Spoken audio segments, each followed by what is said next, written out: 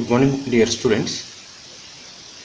In today's class, we'll again continue the same concept, that is sampling theory. So before going to the problems based on sampling theory, we'll study the main concept of the sampling theory. So today we'll see the one more concept, sampling distribution. What is sampling distribution? We'll see here. Let us suppose that we have different samples of size n drawn from a population.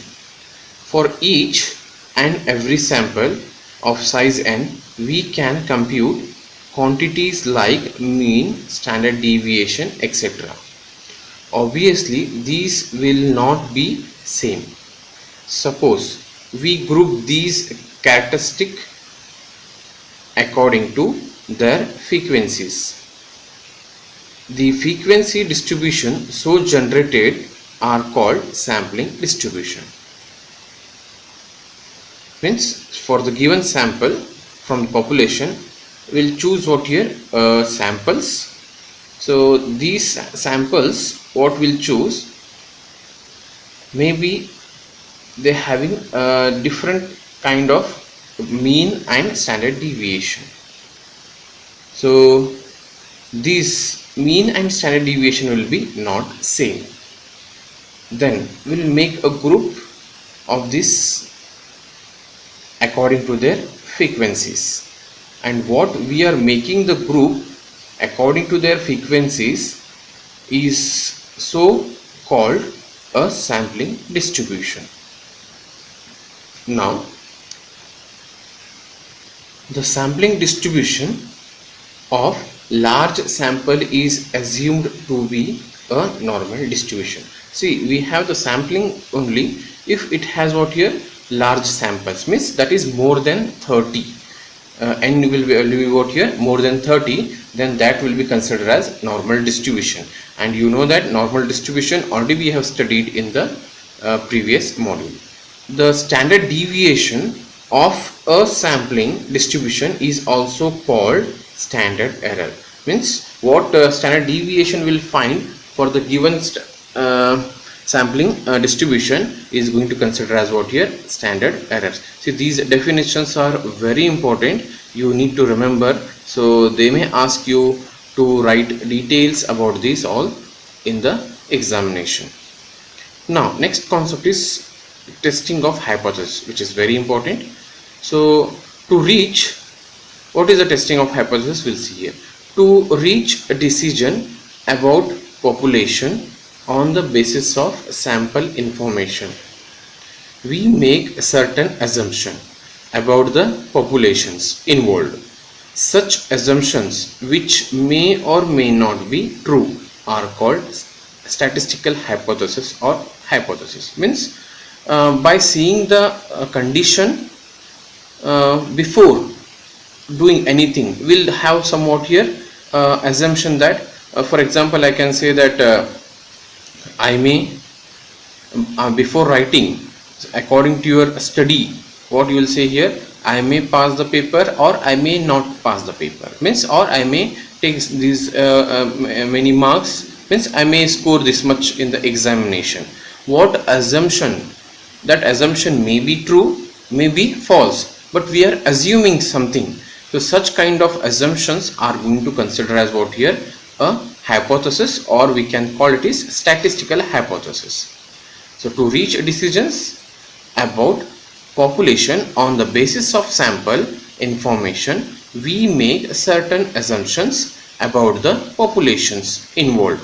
Such assumptions, which may or may not be true, are called statistical hypothesis. By testing a hypothesis is meant a process for deciding whether to accept or reject the hypothesis. This method consists of assuming the hypothesis as correct and then compute the probabilities of getting the observed sample. If probability is less than a certain pre-assigned value, the hypothesis is rejected.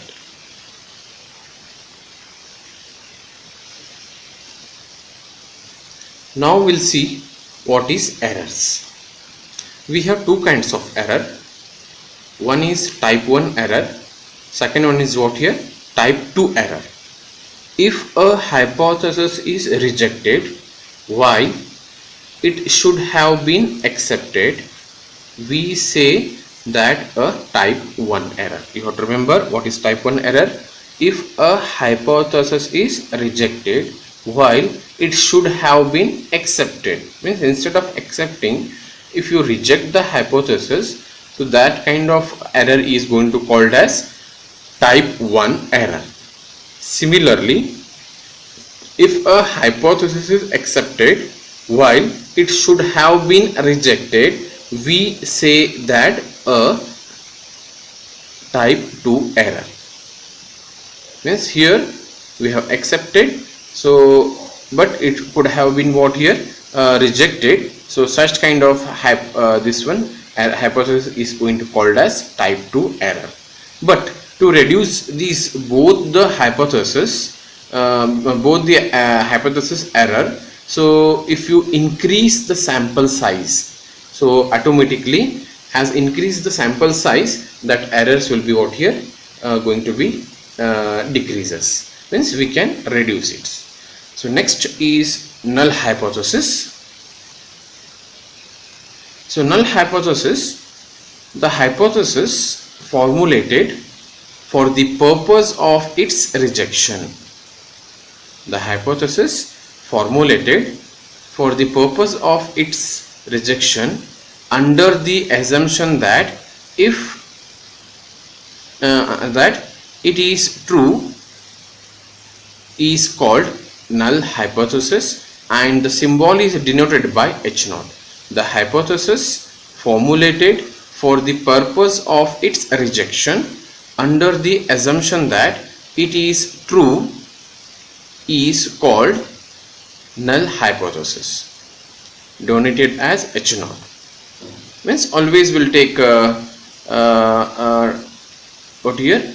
A false value and will start the problem. At that time, that condition what we'll consider as a false is going to consider as what here? Null hypothesis.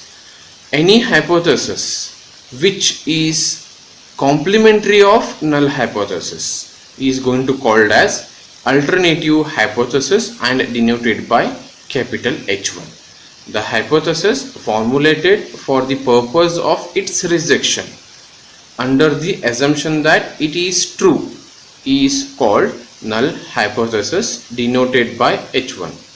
Any hypothesis which is complementary to the null hypothesis is called alternative hypothesis, denoted by H1.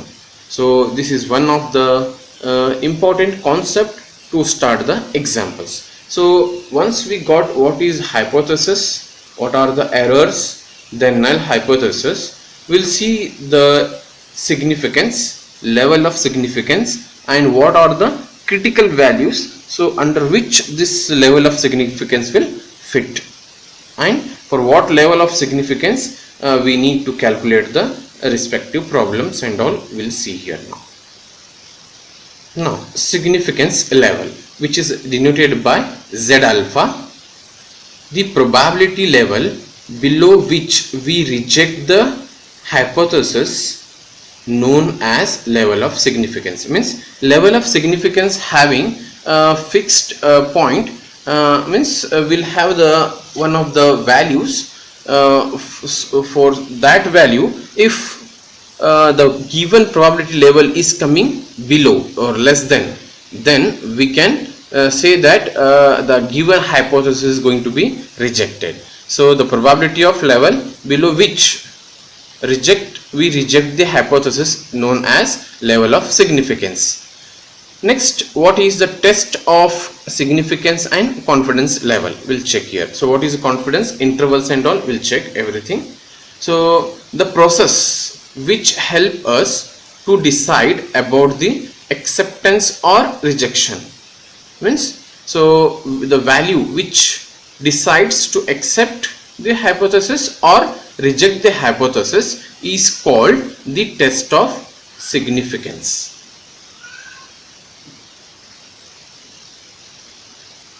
The probability is conventionally fixed at, so we have two values from where we are going to test the level of significance. If this level, the value, what value we getting from the probability, so if it is less than, we'll accept. If it is greater than, we reject always. Okay, so which are those values, we'll see now here. The probability is conventionally fixed at 0.05 level of significance, or 5% we called, or we have one more value, 0.01 level of significance, or 1% level of significance. So both we are going to test in the examination, or they will give you test for 5% level of significance, or 0.05 5.5 level of significance, or in other part like that. So at that time we need to check that probability and what is happened. So here we have a few results. So table of critical value, nature of the test. So two-tailed test. Two-tailed test means we have both. I can say this is a graph for here. So this is a normal curve. So we have two-tailed means it will come both. So both the left hand side as well as the right hand side. One-tailed means it will be positive side, and means right tail test positive, and left tail test means negative side. So here what happens, what I had drawn here, so these are the values, minus 1.96 and plus 1.96, and what this area is there, this area is going to called as critical region.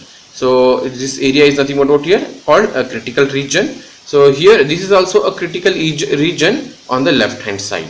So the critical region is nothing which considered as 2.5% and 2.5% here. So 2.5 will get what here, completely 5%. Okay, so like that we are going to calculate for the level of significance. So we call it is, if you consider complete this graph, at that time it will be two-tailed. If you consider only right side, it is one right tail test, and if you consider only the left hand side, it will be what here, left tail test. So based on this we have the values here. So these values you need to remember.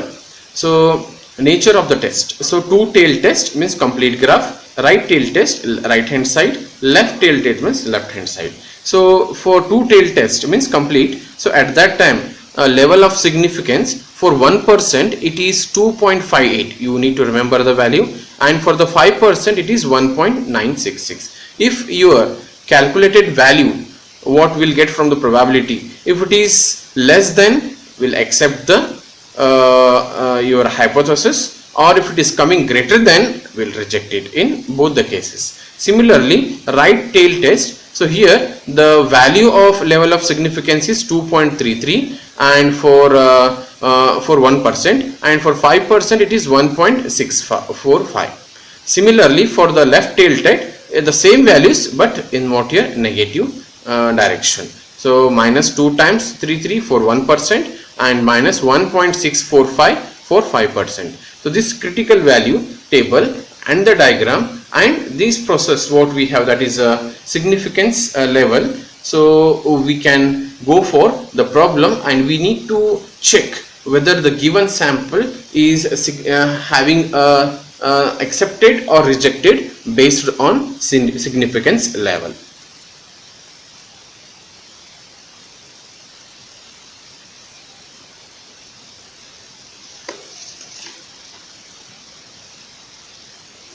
So this is a table. So this is a mu graph, mu value. So graph is this is what we have drawn. It is normal curve. So what shaded part is there? I told this is a critical region, and critical region having 2.5%, and here also a critical region, it is also 2.5% on negative side. So both are critical and region. So this both what unshaded part is there, we call this acceptance region. So based on this we'll see whether the given graph given problem having two tail test, or we can say that it is a right tail test or left tail test. If it is two tail test, will apply for 1% 2.58, and for 5% it will be 1.96, or else it will be what here 2.33 and 1.45 for the either right or left. If it is right, with positive sign, and if it is left, it is negative sign. So with the help of this, so we'll see what is the, again, a few more concept with examples.